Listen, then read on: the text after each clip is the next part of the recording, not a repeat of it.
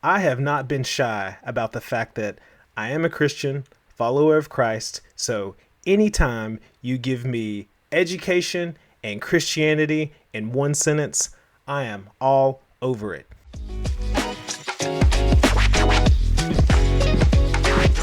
This article popped up in my newsfeed this morning. The headline reads, Texas Board advances plan to allow Bible material in elementary school lessons. And this is on apnews.com. Here's what it says. Texas Education Board on Tuesday advanced a new Bible-infused curriculum that would be optional for schools to incorporate in kindergarten through fifth grades, one of the latest Republican-led efforts in the U.S. to incorporate more religious teachings in classrooms. The vote moves the Texas State Board of Education one step closer to signing off on what is known as the Bluebonnet textbook, which drew hours of often emotional testimony from school teachers and parents earlier this week. Skipping down, the curriculum designed by the state's public education agency would allow teachings from the Bible such as the Golden Rule and lessons from the books such as Genesis into classrooms. Under the plan, it would be optional for schools to adopt the curriculum, though they would receive additional funding if they did so. This is very interesting. I have not heard of anything like this in a long time, aside from, let's say, I don't know. I think that recently this has been a big deal, bringing Bibles back into the classroom. Like in Louisiana, where I live, the governor wanted to had a mandate that all classrooms have to have the 10 Commandments on the wall. And that's a whole thing. And that is still kind of up in the air. And then in Oklahoma, you have Ryan Walters, who is purchasing Bibles to go into classrooms. And then here in Texas now, you have this new curriculum that is being rolled out, and it looks like it will be implemented for schools who choose to implement it. And they'll be teaching the Bible in some subjects in elementary schools. I just find this really interesting. And look, I sound all giddy and everything. I'm kind of just on the fence about this, to be honest. But what I mainly want to do is just give you some perspective on this from the way that I see it, and just let you form your own thoughts based on that. But here are a couple of other things that are said here in the article. Educator Megan Tesler testified Monday that the plan contradicts the public school mission. This curriculum fails to meet the standard of an honest, secular one, Tesler said. Public schools are meant to educate, not indoctrinate. Okay. And do you agree with what she says, that public schools are meant to educate, not indoctrinate? That's going to be something I revisit here in a second, and you'll see why. But I want you to think about that. Also, it says others strongly backed the idea. Parents and teachers want a return to excellence, said Cindy Asmussen, testifying Monday. Stories and concepts in the Bible have been common for hundreds of years. And that, she said, is a core part of classical learning. So, and yeah, this article does go on to talk about Oklahoma and Louisiana and the other religious or religion-related issues that are moving throughout those states. But, so, what do you think about this issue here in Texas? Having a curriculum that incorporates some stories in the Bible. I definitely want to hear your opinions on this down in the comment section below, because your opinion is what this channel is all about. I love hearing from other teachers, from other people who are interested in education, parents, everybody. to see what you think about these things. So make sure that you leave your opinion down in there below. But before you do, let me give you just some things to think about. First of all, in the article, you had here Cindy Asmussen, who said that she made the point that the Bible has been common for hundreds of years and that it's a core part of classical learning. So, if you're familiar with curriculum, and one of the reasons why I believe that this is, obviously, it's a curricular issue, is that there are differing philosophies about what curriculum should be. That's why I said that when this other educator, Megan Tesler, said that the curriculum fails to meet the standard of an honest secular one, that schools are meant to educate, not indoctrinate. Well, that's just one perspective on curriculum. That is one philosophy on the job of schools and what curriculum should do. So I brought this up here in another tab, and I want you to take a look at this. So what this is called is perennial curriculum. And just using the AI here, it says a perennial curriculum is based on the educational philosophy of perennialism, which focuses on teaching ideas and principles that have endured throughout history. Perennialist curricula are centered around works of history's greatest thinkers and writers and are designed to develop students' minds and cultural literacy. So the idea that you bring the Bible back into curriculum stems from this perennialist curricular philosophy that, school is not, and curriculum is not just meant to teach like math and all this stuff. It is meant to teach principles and ideas that have endured throughout history and stood the test of time. And, regardless of what you believe about the Bible, it is one of the oldest documents in history concerning spirituality, morality, and those sorts of things. And I think that also that's why in Louisiana, it's being pushed that the Ten Commandments should be brought into the classroom, because the Ten Commandments is one of the oldest sets of rules in existence.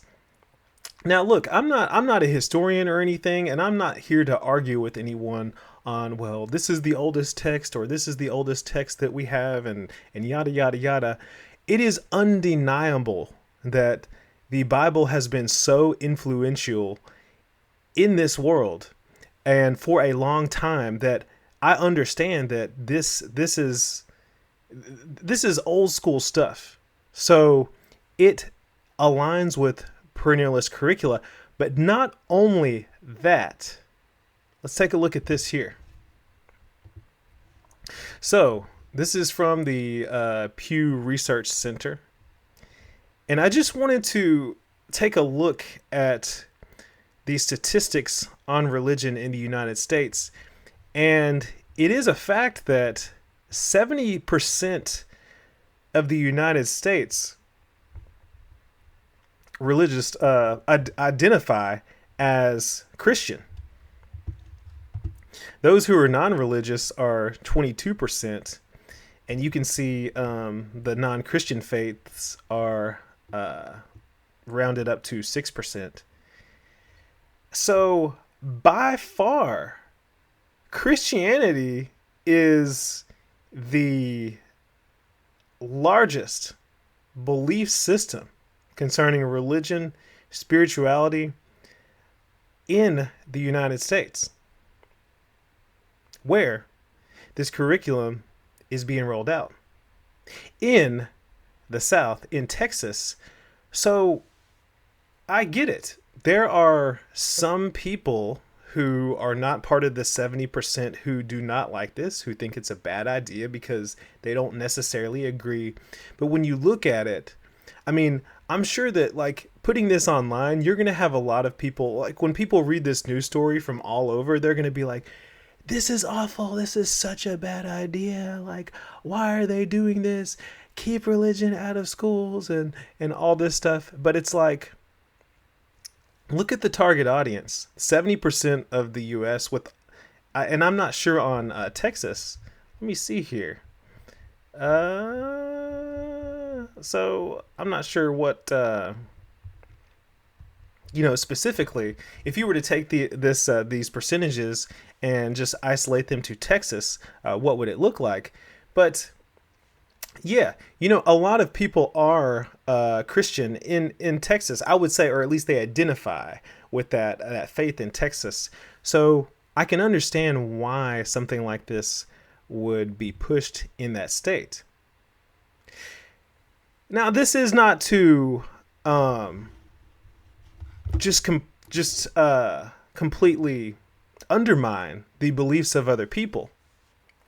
And I want to make a point to say that right now I'm studying to earn my doctorate, and I'm actually going to do my dissertation as far as I have planned. Okay, this is what I'm planning on. I'm planning on doing it on culturally responsive teaching, which, does look into how we can teach in such a way that is responsive to individual cultures and brings all cultures in so that they feel accepted and they have the best chance of achievement in schools. And, a lot of people who culturally responsive writers, they will argue and they will say like, well, if you're going to bring Christianity in, then, everyone should have an equal chance. Like, everyone's culture and beliefs should be looked at. That's why for culturally responsive teaching, when we're talking about Thanksgiving in a couple of weeks, my students in my classroom, we're not just talking about Thanksgiving, but we're also talking about National Day of Mourning, which is celebrated by some Native Americans. We looked at Halloween, but we also looked at Day of the Dead. For the winter holidays, we're looking at Christmas, but we're also looking at Hanukkah and some other holidays. I actually have an assignment planned for my students where I have a list of different winter celebrations, and they can choose the celebration that they want to look into and research that and, just write a summary on that. So I am all for culturally responsive teaching.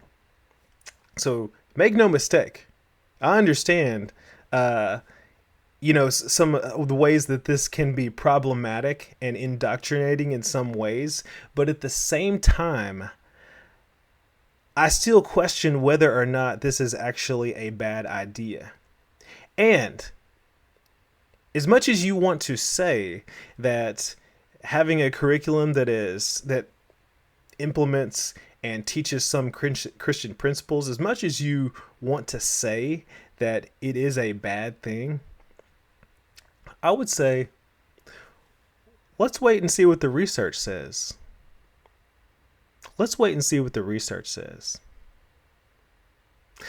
How does implementing and putting Christian principles and curriculum that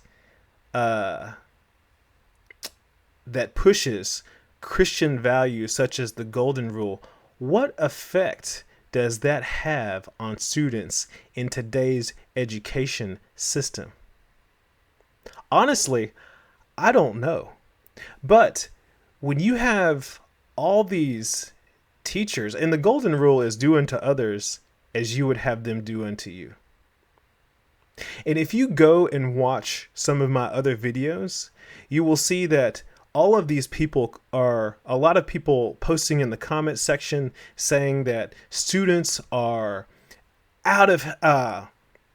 it's gotten out of hand. Students are just so disrespectful, doing all these things. Discipline is nothing. Students can't be disciplined. It's just out of control. You have all these problems in education.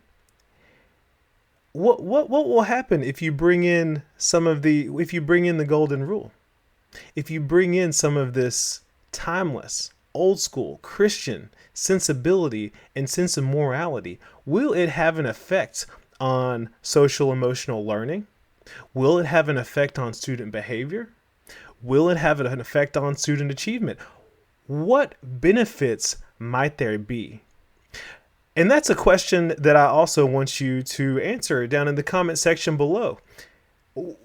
What are some of the potential positives? And sure, I'm sure people can go all day long talking about the negative things, why it's a bad idea, yada, yada, yada, all this stuff. But for those out there who are listening, what are some of the possible positive sides to bringing in curriculum that emphasizes Christian values? You know, if you believe in the power of the Bible and the power of the Word of God to transform people's lives, if you let the Bible speak, what kind of power does that have? I'm curious if you think along those lines. And can it help with school discipline? It is a major issue that we face, and if we're teaching, Christian principles, do the basics. I'm not talking, Jesus is your savior and all that necessarily, but do unto others as you would have them do unto you. Does that have an effect on the students that we see these days, the ones who are, have lots of behavior problems and, disrupt the classroom and are causing problems in schools, the ones that are seemingly out of reach for teachers that, we cannot get to? Will it help? So that's all I have to say on this. I want to know your thoughts because, like I said earlier, your thoughts are more important than mine. I would, if you disagree with me, please just disagree respectfully and let me know what you think down in the comment section. Also, make sure that you like this video. If you like this content and you want to see more of it, subscribe to Classroom Camp so that you stay up to date on all the videos that I post. Thank you for watching. That's all I have for you this time, and I will see you later.